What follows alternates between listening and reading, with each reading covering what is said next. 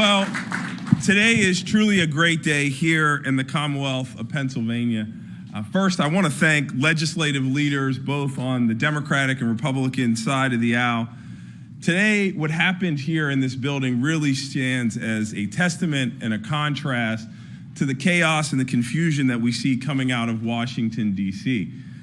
Folks in D.C. have forgotten who they were sent there to represent. They've turned public service into a zero-sum game, too focused on who's winning, who's losing, which side is getting hurt, and which side is doing the hurting. That's not what I went into public service about, and I know that's not what many of the folks behind us went into public service to do. But let's be clear, that kind of attitude is exactly why Americans hate politics. As the governor and I have crisscrossed this Commonwealth for the last year, we have heard from Pennsylvanians all over that they want us to take off our red jerseys and our blue jerseys and to put on the Pennsylvania jersey to get stuff done for them and their families. That's why we've worked so hard to do with this budget. And even though it really took us some time, we may be a little late, more time than many of us would have liked, we've managed to bring Republicans and Democrats together to deliver an agreement where everybody gets something. And this is the way that compromise works.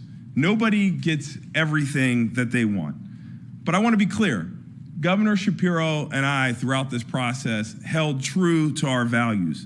We refused to accept cuts that would have been devastating. We stood up for working class Pennsylvanians. The governor and our administration stayed at the table this entire time, and we delivered. Ultimately, I think this is a great budget deal for the people of Pennsylvania. Folks in Washington, D.C. really should take some notes on what's happening right here in Pennsylvania. We're providing for some of our most vulnerable Pennsylvanians, our seniors, our working poor, the people who provide direct care and teach our young people and give them opportunities to learn. We're making our community safer by supporting local law enforcement and violence prevention efforts that are working to drive down rates of gun violence and crime here in Pennsylvania. And we're continuing to invest in our kids' schools to create ladders of opportunity for every child in Pennsylvania, no matter what zip code they live in. I'm grateful for the work put in by Governor Shapiro and the leaders of all four caucuses to get us here today. The road has been long, but the journey was worth it. It's my pleasure to introduce my friend and governing partner, Governor Josh Shapiro.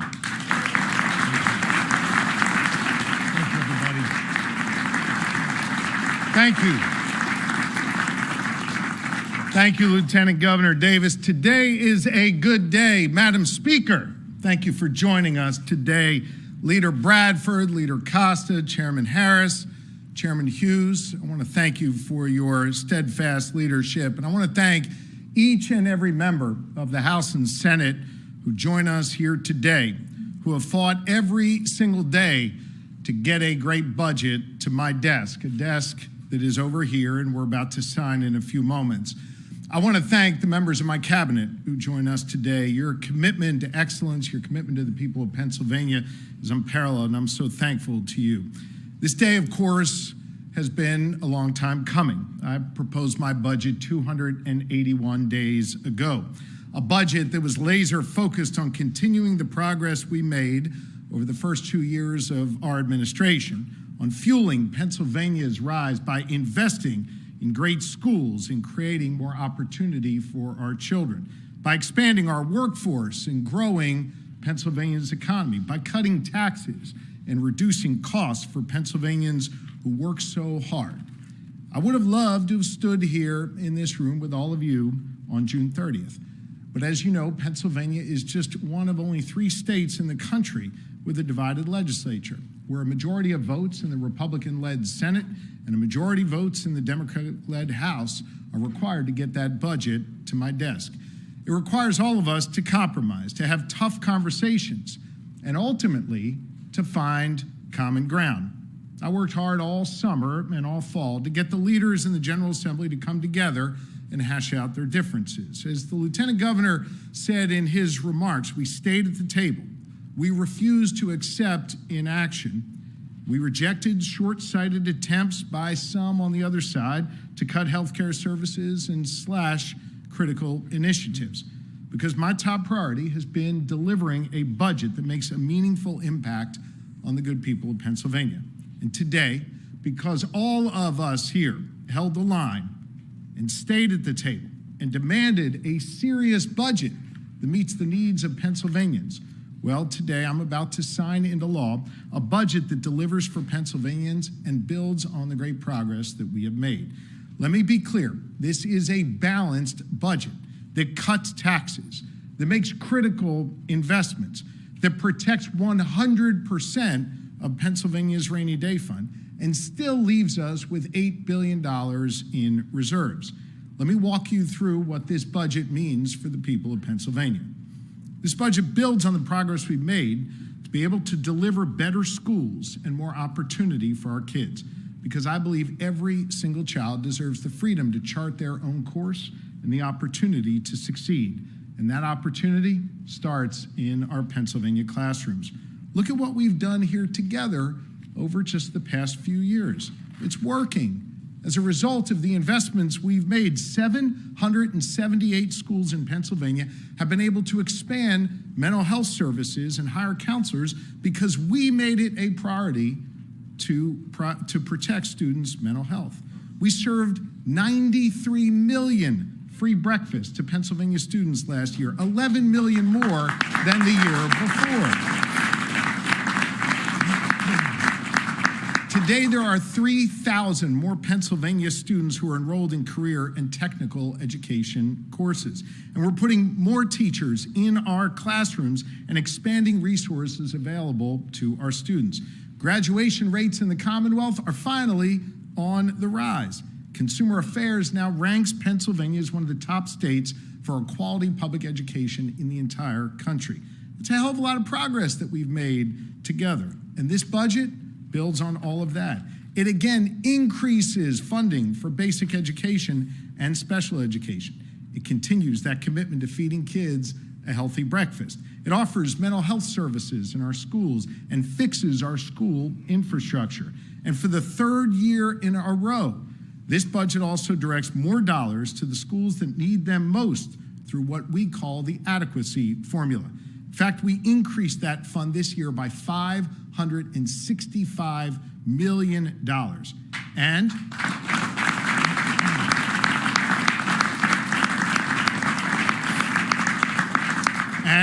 we finally reformed our cyber charter school system in Pennsylvania.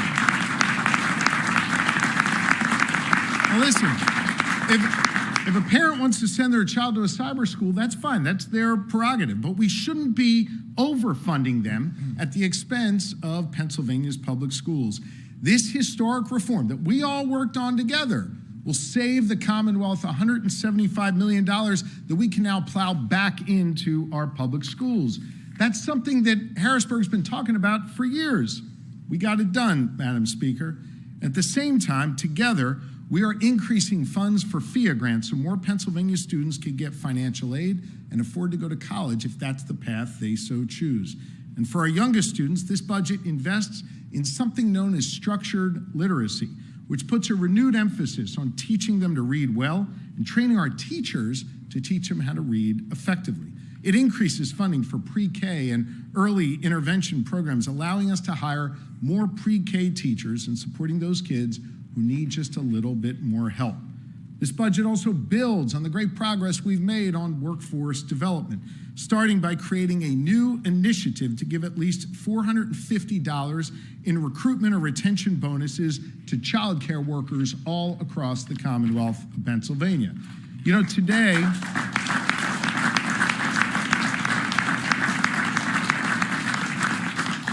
there are 3,000 child care centers here in Pennsylvania where we have vacancies. We're not just talking about that problem, we are doing something about it by getting more child care workers into our classrooms. I know the LG worked hard on this, and I appreciate his leadership. This budget also strengthens our teacher pipeline by increasing our investment in the student teacher stipends, a wildly successful initiative we began just a couple of years ago.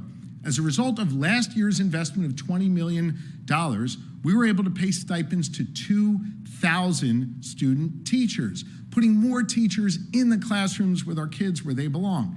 This year, we weren't satisfied with that. Instead, we increased it to $30 million to ensure that student teachers get paid for their hard work. That's another 1,000 student teachers who will get paid for their work and get in the classrooms to help our kids. This budget doubles down on the work we've done to increase wages for direct care workers who take care of our most vulnerable neighbors. And on top of this, we're continuing to invest in apprenticeships, in VOTEC programs, in hands-on education initiatives that we've been purposeful about bringing into our classrooms. My administration is once again delivering $183 million for career and technical education apprenticeships, a 50% increase from the time we began our work together. This budget continues Pennsylvania's economic rise, cutting taxes for our businesses and investing in sites and innovation in the main streets that form the beating heart of so many of our communities. Under our administration's leadership, Site Selector magazine named us now the top state in the Northeast for economic competitiveness. Forbes rated us one of the best states in the country to start a business. And Moody's analysis showed that Pennsylvania is the only economy in the northeastern part of the United States that is growing. That's all because of the work we have done together to make Pennsylvania far more competitive. This budget continues the investments that have been critical to our resurgence. Look, we all know that agriculture is central to our economy. So we're building on our commitment to our farmers by fully funding the PA Farm Bill and providing $10 million to help our farmers adopt the latest technologies through the first ever Ag Innovation Fund, the first ever in the country.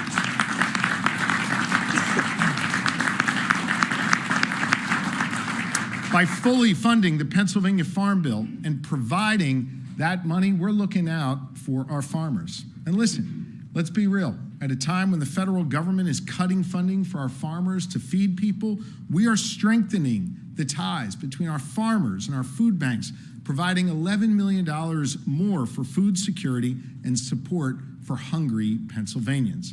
And when disaster strikes, we will be there because this budget ensures funding will continue to be available to respond to high-path avian influenza outbreaks and other emergencies that our farmers face. Tourism is also central to our economy. And next year, the eyes of the world are going to be on our Commonwealth as we celebrate 250 years of democracy in the place where it all began. We will celebrate together, not only our democracy, but we'll celebrate the NFL draft, March Madness, the PGA Championship, the FIFA World Cup, MLB All-Star Game, and a whole lot more. Those events are going to be huge drivers of our economy and tourism and economic activity as millions of people will descend upon Pennsylvania. This budget invests $50 million to help make sure that we are prepared and safe next year as we welcome the world to the birthplace of democracy. And for those who aren't visiting, but those who make up the fabric of our communities, we're investing a whole lot more in our small businesses, in our main streets, and our historically disadvantaged businesses here in the Commonwealth of Pennsylvania. It continues our investment in site development, making another $175 million available to help companies create shovel-ready sites to build on and expand here in Pennsylvania. And it cuts taxes once again, lowering the corporate net income tax for the third consecutive year under our collective leadership. Back in 2022, when I kicked off my campaign for governor, our corporate net income tax was 9.99%. When I sign this budget, it will be reduced to 7.49%. We are cutting taxes for Pennsylvania businesses. And this budget continues the important work we've done to move at the speed of business, as Secretary Siger likes to say. We went from being one of the worst states in the country when it came to permitting. Now today we are a national model. We've done that with a money-back guarantee system for your permits if we don't issue them on time. And we've eliminated the backlog of all permits, which used to slow down the system. And my compliments especially to DEP for their hard work in that area.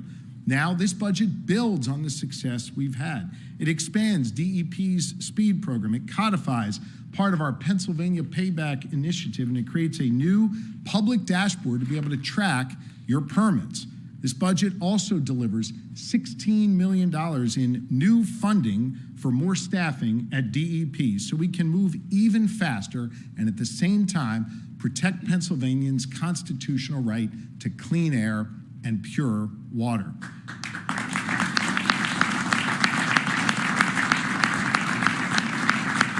But look, we got a lot more work to do to grow our economy. And what we do on energy next will be a big part of that.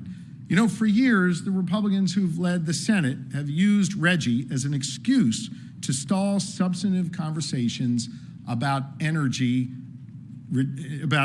production. Today, that excuse is gone. It is time now to look forward, and I'm looking forward to aggressively pushing for policies that create more jobs in the energy sector, bring more clean energy onto our grid, and reduce the cost of energy for all Pennsylvanians. It's time to get it done, and I know we can. Let's get to work.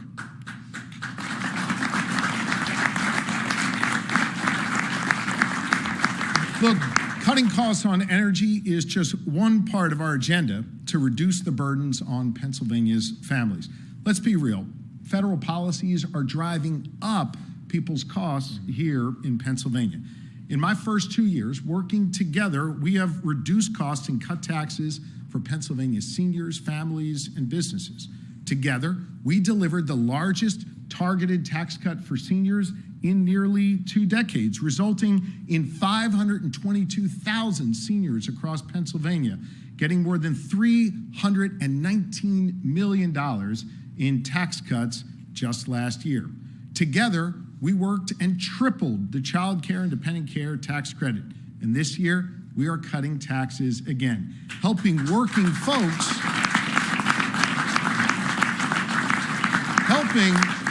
helping working folks who are struggling just to get by. Under the budget that I am about to sign, we will create a new Working Pennsylvanians tax credit that will put about $193 million back in the pockets of hardworking folks trying to take care of themselves and their families for next year. I want to say to all of the House members, especially who are here, you have Leader Bradford and Speaker McClinton to thank for this. They pushed hard at the table to get this done, and we got it done.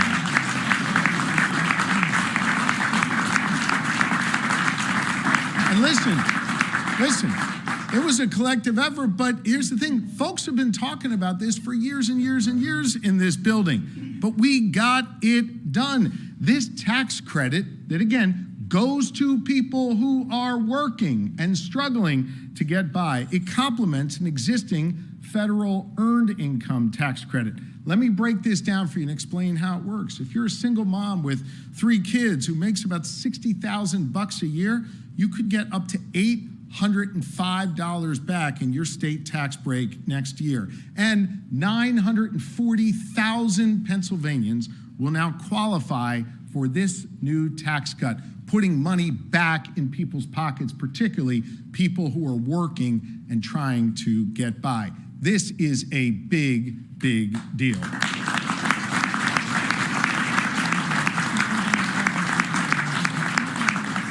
Now listen, I know you all have heard me criticize the Republican budget that passed in Washington, D.C. I criticized it because I knew it would be bad for Pennsylvania, and we're already beginning to see the effects of that. It's going to knock about 500,000 people off of their health care, close rural hospitals, and a whole lot more. In this budget, I want you to know this group standing up here resisted efforts to kick more people off of Medicaid and make the situation even worse. We believe in taking care of our neighbors, just as Mr. Rogers told us to. And at the same time, we also secured important reforms to help lower our SNAP error rate. And that's going to protect 2 million Pennsylvanians who rely on SNAP for food assistance. At a time where the federal government is rolling back funding for groundbreaking research, instead, Pennsylvania is stepping up. Look, one of the most heartbreaking problems that our grandmoms and grandpops and others face are neurodegenerative diseases like Alzheimer's and ALS and Parkinson's. I know there are members of this body who have lost parents to those terrible diseases. I wanted to just take a moment and to say thank you to Representative Kyle Mullins. Representative Mullins is here, and we spent a few minutes in my office earlier today thinking about his father, Michael, who's no longer with us, who succumbed to ALS. He used his power to get funding in this budget to look out for people like his father. And Representative Mullins, I want to thank you for your leadership.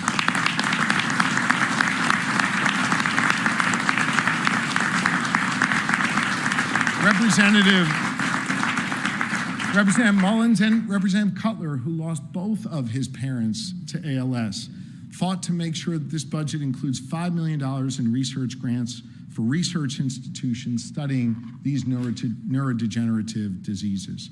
Look, here's another way the federal government is hurting Pennsylvanians. They're walking away from vital disaster response funding. So how did we respond here in Pennsylvania, the Pennsylvania way? We brought Democrats and Republicans together to double our funding for emergency preparedness here in Pennsylvania. I know from my visits with some of you to Tioga and Bucks and Somerset and Berks counties and so many communities across this Commonwealth who have been hit by disaster, I know you understand how sorely needed that funding is. And I want to thank you for stepping up for our fellow Pennsylvanians. I know we all agree that all Pennsylvanians deserve to both be safe and feel safe in their communities. That's why I made a commitment when I was running for governor that we would fund 2,000 more police officers across this Commonwealth. Now with this budget I'm about to sign, between municipal, police, and state troopers, we have secured the funding to put nearly 2,000 more police officers on the beat in our communities. But we also understand that preventing violence in our communities requires a two-pronged approach. It requires hiring law enforcement, and it also requires, and we've seen this under Lieutenant Governor Davis's leadership, to make a point of investing in community-based violence prevention programs, sports programs, after-school activities, church groups, mentorship programs, apprenticeship and workforce training opportunities, and more. And consider this, what we're doing is working. As a result of these two-pronged investments, violent crime across Pennsylvania is down 12%, and fatal gun violence is down 42% across our Commonwealth. And listen, if you've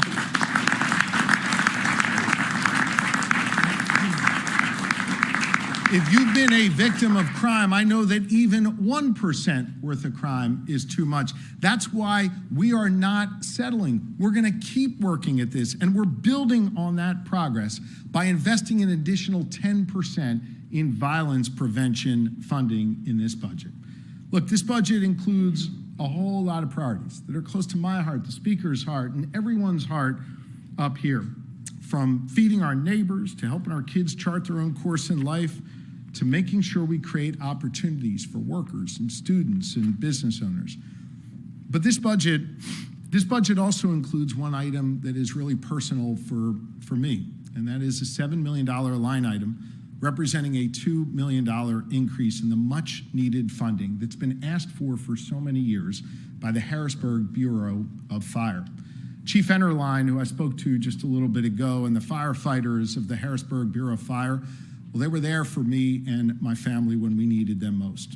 Every single day, the firefighters across Pennsylvania, and they run toward danger to keep the people of this community safe from harm. I so respect them and appreciate them, and them together with their sisters and brothers in uniform, from those who walk the beat to those who bear the seal of the Pennsylvania National Guard. They are the best of us, and we fund their needs in this budget.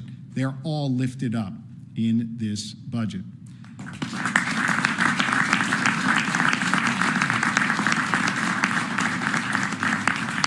Budget isn't just a bunch of numbers on a spreadsheet. It is a statement of our collective priorities. It's about investing in the needs of people now and investing in their futures.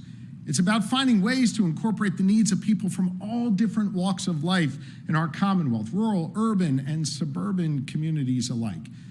It's about finding a way in this divided government to compromise without compromising your values. We managed to do just that. I said at the outset of this process that I knew one thing to be absolutely certain in the final budget deal, that to pass a budget, everyone was going to have to give a little and understand the perspectives of others a little bit better. We did that here. And as a result of our collective work, the good people of Pennsylvania are better off. So once again, we showed here in the Commonwealth of Pennsylvania that we know how to get stuff done. Thank you all very, very much.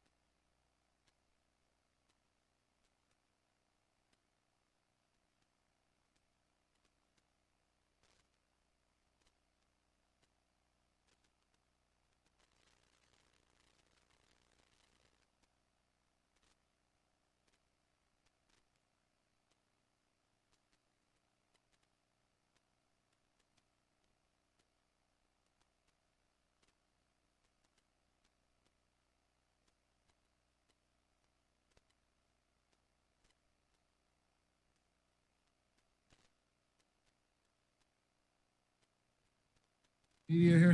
Governor, what was, how will your administration help the schools and the counties that have to take on debt to keep services going during this 4.5 Zach and his colleagues in the budget office working together with all other areas of this Commonwealth government are get the dollars out as quickly as possible and get into the school coffers immediately. Yes, Dennis?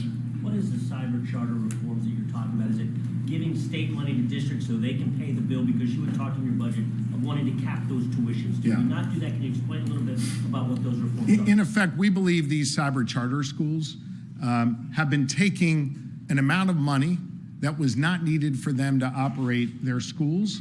That number was artificially high, we believe. And so in effect, what we've done is we've returned, in this case, $175 million to start back to our public schools so that students who are going to those traditional brick and mortar public schools would be able to get their fair share of the funding, and cyber charter schools could continue to operate effectively. Tom? Governor, what do you say was the breakthrough that helped make this happen?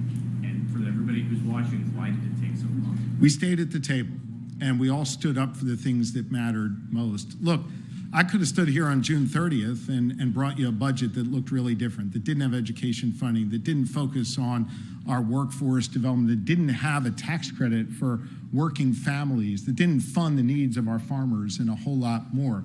I think the key when you're in these positions, and I know the leaders feel the same way, is staying at the table, staying true to your principles and values, but also understanding the needs of the folks on the other side who got elected by a different constituency and represent a different particular point of view. We stayed at the table, we continued to dialogue. Sometimes that dialogue was me running back and forth between Leader Pittman and Leader Bradford. Sometimes it was Leader Pittman and Leader Bradford having conversations. Other times it was a larger group. And I have to thank the Speaker and the Pro Tem when they joined our conversations. I think it was last week or maybe 10 days ago where we were doing two-a-days. It was like Eagles or Steelers training camp, and we were doing two-a-days, really trying to drill down on the needs each caucus had, but most importantly focused on the needs of Pennsylvania. I think all that helped us break through. And then each step of the way, things can kind of blow up or get off the rails. And I just tried to keep us back, communicating and staying on the tracks as much as we can. I think, Leader Bradford's got a hell of a challenging job trying to find 102 votes in the House, and Leader Pittman 26 votes in the Senate. And I recognize and respect how difficult their jobs are. And so part of my job was to help them each be able to be successful in their caucuses while meeting the needs of the people of Pennsylvania. Governor, one of the Senate no votes in criticizing the bill today before she voted no said there's a $7 billion difference between the spend number and the actual revenue for the Commonwealth. Are you concerned going forward about? I mean, I would, whoever this senator is, say, go look at the comments of your leaders who understand this is a balanced budget that cuts taxes, that makes critical investments, that doesn't touch the rainy day fund, and leaves $8 billion in reserves. I know that there are some people in this building that love to talk about the banty around words like structural deficit. Folks, Democrats and Republicans came together and voted for this balanced budget. And they voted for balanced budgets each of my 3 years as governor. We're in a strong fiscal position. Most other states are running deficits. We've got an $8 billion surplus, and we didn't tap into the rainy day fund, and we managed to make investments and cut taxes. I think that speaks to how well we all work together to get this done. So if there's a few voices on the fringes, I understand that, but take a look at what the leaders of both caucuses, of all four caucuses of both parties said here. Balanced budget, cuts taxes, makes important investments, and protects the rainy day fund. Governor, you're going to get transit next year? We're going to continue to work on transit and other priorities that aren't in this budget. I know we all had to accept compromise. Transit remains a critically important priority for me and each and every member who's standing up here. What comes after Reggie as far as climate goals? I introduced the lightning plan. I want to thank Chairman Comita, who's here. I know she's backed a number of pieces of that legislation in the Senate. I know she's going to drive that legislation forward there along with others, and the leaders here in the House will continue to push that forward. I think the lightning plan is where we need to be, and think of it, it's an example of a plan that has the support of the building trades, has the support of environmental groups, has the support of industry. I think that's a really good starting off point. I've had some really direct conversations with the Republican leaders in the Senate about the need to finally act on energy. We haven't done anything big on energy since the Rendell administration. The time is now. Energy presents, to me, I believe, the thing that sets Pennsylvania apart from any other state when it comes to economic competitiveness. And I think we need to harness our energy and our natural resources, do it in a way that protects our public health, our public safety, our environment.